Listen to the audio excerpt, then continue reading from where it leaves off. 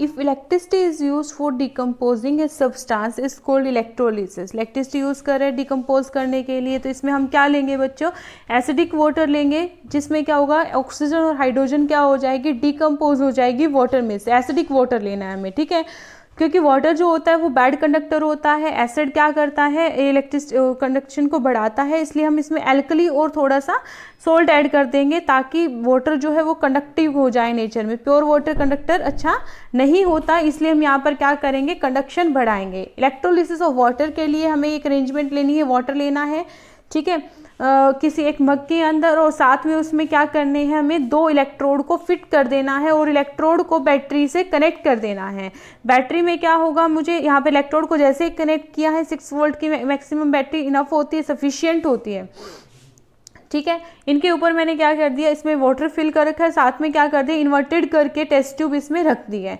तो जैसे ही electricity on की तो देखेंगे एक टेस्ट ट्यूब का वॉल्यूम कम हो जाएगा, दूसरे का वॉल्यूम बढ़ जाएगा, और ऊपर जो है इनमें सरफेस पे क्या आ जाएगी, उनके ऊपर जो खाली स्पेस दिख रहा है टेस्ट ट्यूब में, वहां पर गैस कलेक्ट हो जाएंगी, ठीक है। तो एक में ज़्यादा गैस है, दूसरे में कम, तो गैस टेस्ट करने के लिए स्प्लिंटर लेके जाते हैं, तो देखा कि एक में ब्राइट येलो कलर की गैस जनरेट हुई जो रिप्रेजेंट करती है ऑक्सीजन को। ऐसे ही हम लोगों ने दूसरा क्या ली, टेस्ट ट्यूब उठाई, उसको हम स्प्लिंटर के पास लेके जाएंगे, तो क्या हुआ, वहां से भी फायर जनरेट होगी, लेकिन एक विद पॉपअप साउंड के साथ में जनरेट होगी, और ब्लू कलर की जो है फ्लेम नजर आएगी जो रिप्रेजेंट कर रही है हाइड्रोजन गैस को, ठीक है। तो ये वही टेस्ट ट्यूब है जिसमें क्या है, ज्यादा अमाउंट ऑफ गैस कलेक्ट हुई थी, almost double of the other test tube. तो यहाँ से हम क्या देख सकते हैं, इलेक्ट्रोलिसिस देख सकते हैं वाटर की जो डिकम्पोज।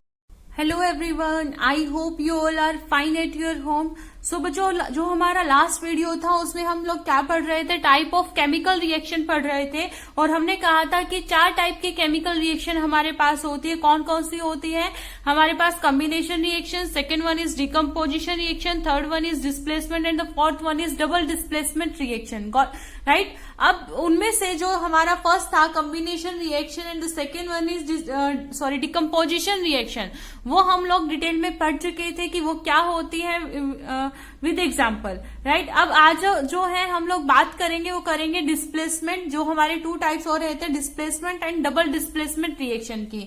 सो पहली जो हमारा थर्ड पार्ट आता है, थर्ड टाइप ऑफ रिएक्शन आती है, that is displacement reaction. So if I am defining the displacement reaction, we can say that in displacement reaction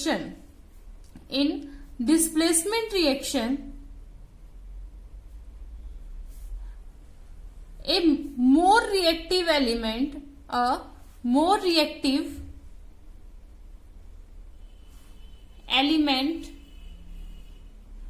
displaces the, mostly क्या होता है, मेटल होता है। सो आप ये भी कह सकते हैं मोर रिएक्टिव मेटल डिस्प्लेसेस दी लीस्ट रिएक्टिव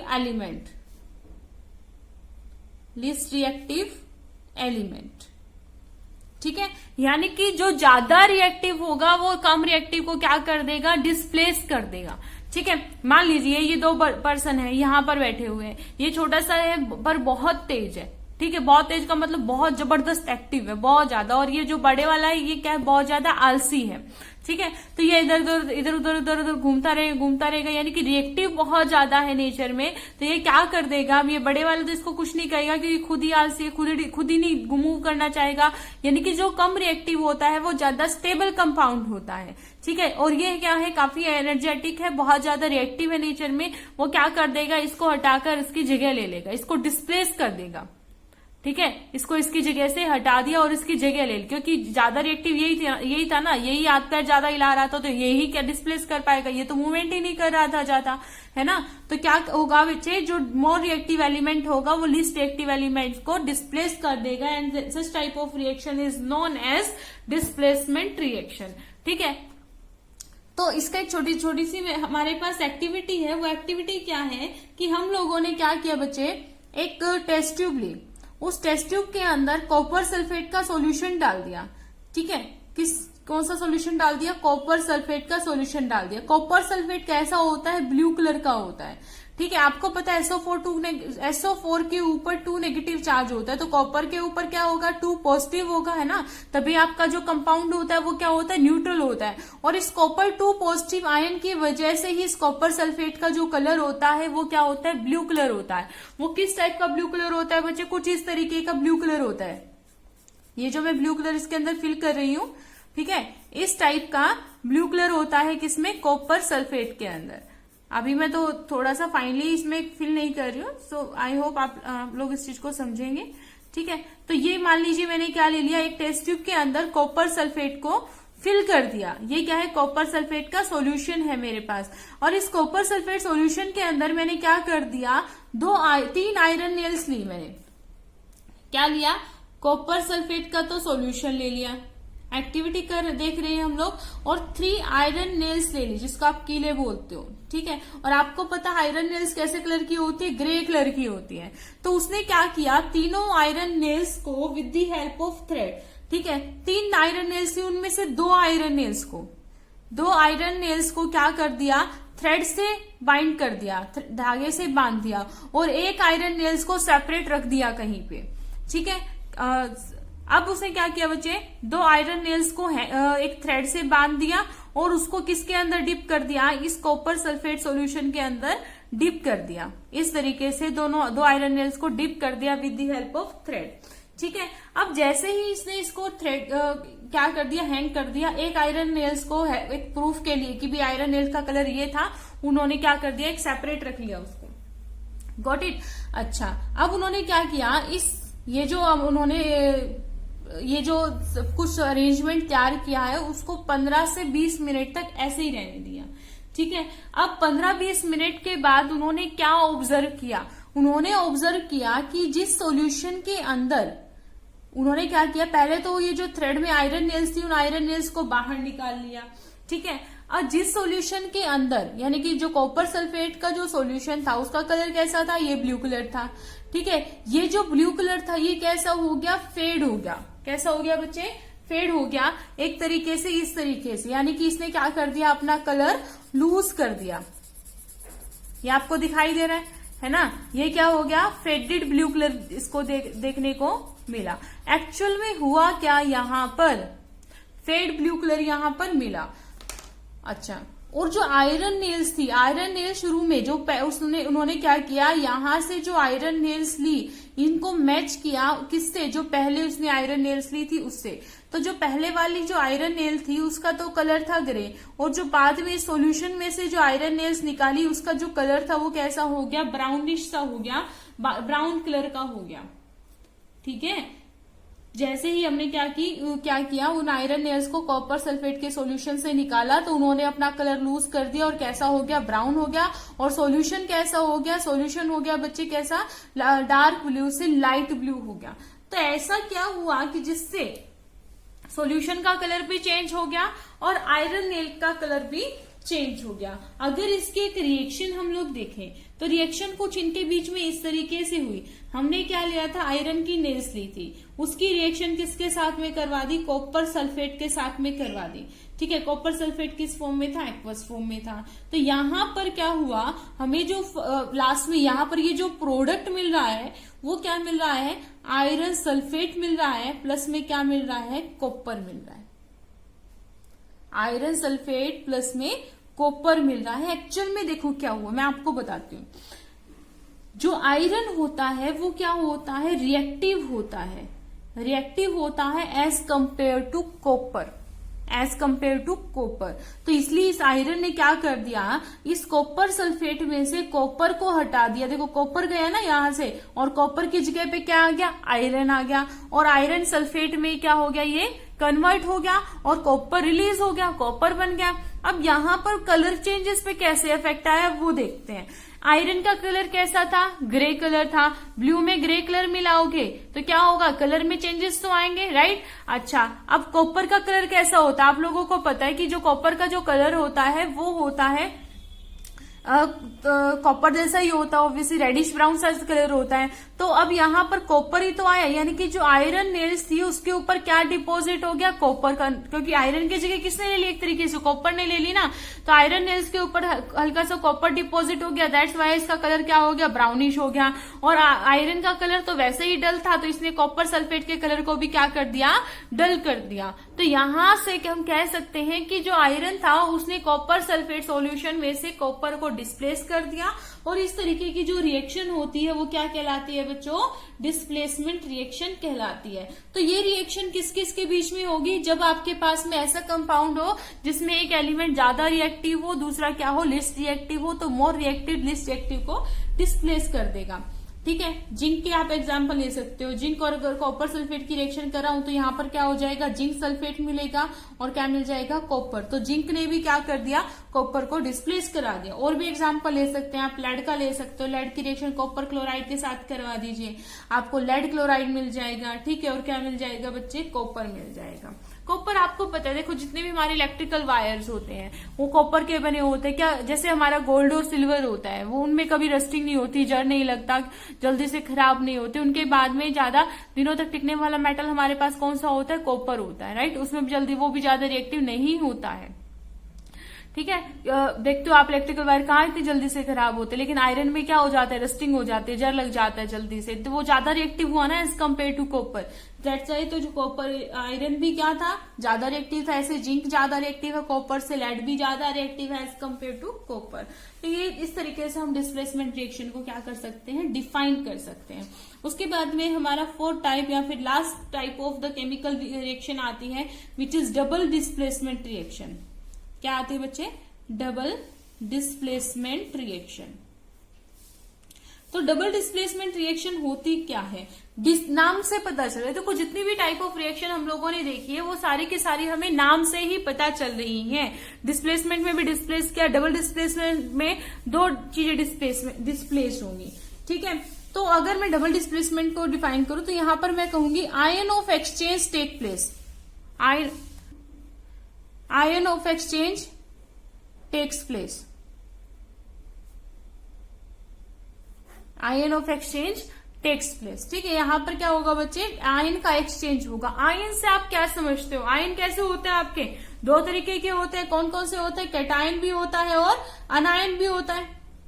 यानी कि कैटायन के ऊपर क्या होता है, पॉजिटिव चार्ज होता है, अनायन के ऊपर क्या होता है बच्चे, नेगेटिव चार्ज होता है। तो जितने भी आपके कंपाउंड होते हैं वो कैटायन और अनायन से मिलके ही तो न्यूट्रल होते हैं।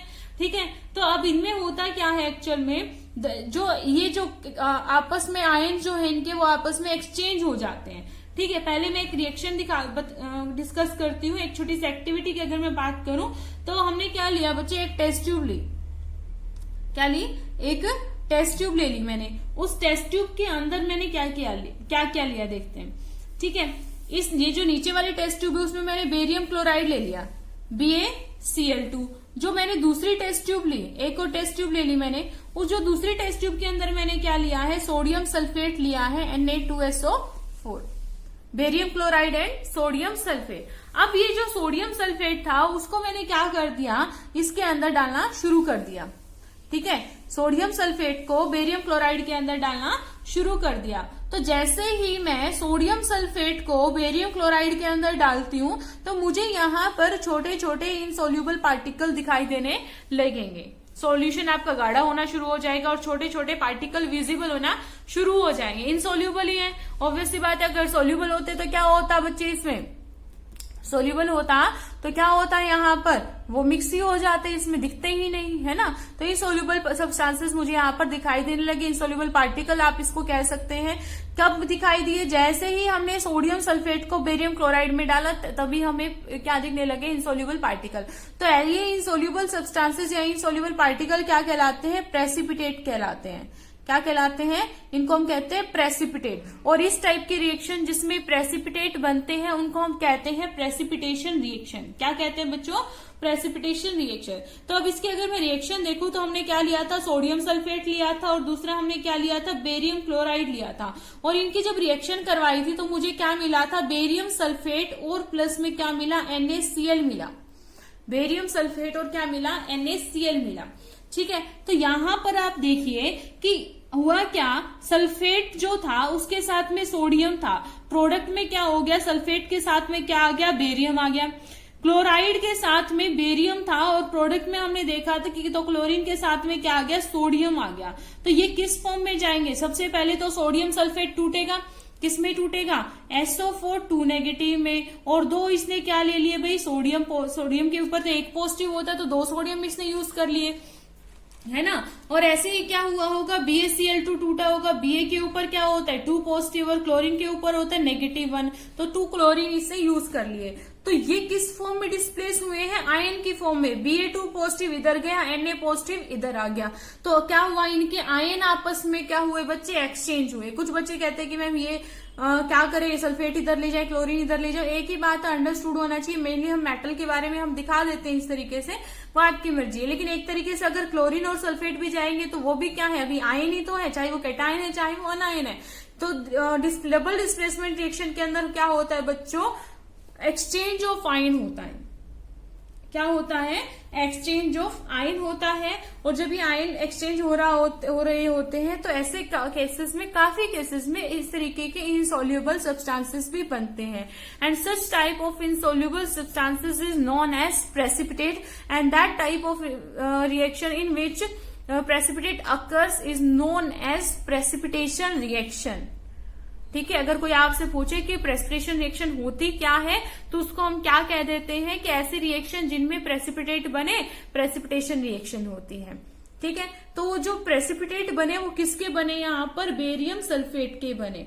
ठीक है, तो जहां पर क्या बनते हैं, प्रेसिपिटेट बनते हैं। देखो जहां पर गैस रिलीज होती है, फॉर एग्जांपल कहीं प्रोडक्ट में CO2 गैस रिलीज हो रही है तो हम इस तरीके से अपवर्ड एरो दिखा देते हैं। अपवर्ड एरो का मतलब होता है, या फिर हाइड्रोजन गैस रिलीज हो रही है तो अपवर्ड एरो दिखा देते हैं। इसका मतलब क्या होता है कि यहाँ से गैस रिलीज हो रही है, और कहीं पर जैसे कि हो सकता है AgCl। एक और एग्जांपल लेके दिखा देती हूँ मैं आपको। मैंने क्या ले लिया, सिल्वर नाइट्रेट ले लिया, AgNO3। ठीक है, सिल्वर नाइट्रेट की रिएक्शन मैंने किसके साथ में करवा दी, NaCl के साथ करवा दी। तो यहाँ पर अगर मुझे जो प्रोडक्ट मिलेगा वो क्या मिलने वाला है, AgCl प्लस में NaNO3, सिल्वर क्लोराइड और सोडियम नाइट्रेट, सिल्वर क्लोराइड और सोडियम नाइट्रेट। तो यहां पर भी क्या हुआ, सिल्वर आयन ने सोडियम आयन को, यानी फिर सिल्वर आयन क्लोरीन के पास चला गया, सोडियम आयन नाइट्रेट के पास चला गया। तो यहाँ पर भी आपको क्या मिलते हैं, व्हाइट कलर के प्रेसिपिटेट मिलते हैं। वो किसके होते हैं, AgCl के होते हैं। तो जहां प्रेसिपिटेशन होता है, देखो गैस होती है तो ऐसे एरो दिखा देते हैं, प्रेसिपिटेशन में ये एरो डाउनवर्ड हो जाता है। अगर कहीं पर इस तरीके से किसी सब्सटेंस के साइड में इस तरीके का एरो है, डाउनवर्ड है, तो समझ जाइएगा कि वहां पर प्रेसिपिटेशन हुआ है। अपवर्ड है तो समझ जाइएगा कि वहां से क्या हो रही है, गैस रिलीज हो रही है। ठीक है, तो ये थी आपकी डबल डिस्प्लेसमेंट रिएक्शन, जिसमें हमने किसके बारे में जाना, प्रेसिपिटेशन के बारे में भी जाना। आई होप आपको ये जो टाइप ऑफ केमिकल रिएक्शन है वो अच्छे से समझ में आए होंगे। आपको इनके क्वेश्चंस है बच्चे वो स्टडी करने हैं और प्रैक्टिस करने हैं। इसके बाद जो हमारा नेक्स्ट टॉपिक आएगा वो आएगा रेडॉक्स रिएक्शन। आई नो ये थोड़ा वर्ड आपको देखने में और सुनने में अजीब लग रहा होगा, बट उतना ही अच्छा इंटरेस्टिंग सा वर्ड है। ये 2 वर्ड से मिलकर बना होता है। RED का मतलब यहाँ पर होता है रिडक्शन। ठीक है, और जो OX है इसका मतलब होता है ऑक्सीडेशन। ठीक है, और जहां पर ये दोनों टाइप की रिएक्शन होती है वो क्या कहलाती है, आपकी रेडॉक्स रिएक्शन। इसी को हम डिटेल में पढ़ेंगे नेक्स्ट लेक्चर में। Till then keep studying, take care of yourself. Thank you so much.